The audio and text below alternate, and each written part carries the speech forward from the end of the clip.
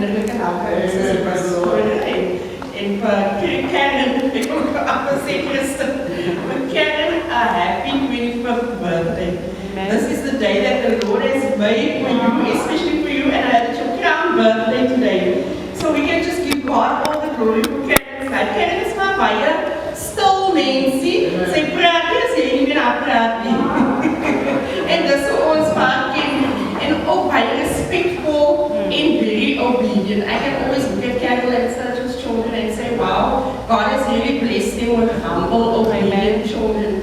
Especially nou wat sy 25 is, as nog nie eens 'n Carol nie, en toe ons 25 is, ons al getroud en veel kinders al, so sy kan die Here al die eer en al die aanbidding gee, dat sy nou nog 'n jong meisie is op hierdie ouderdom.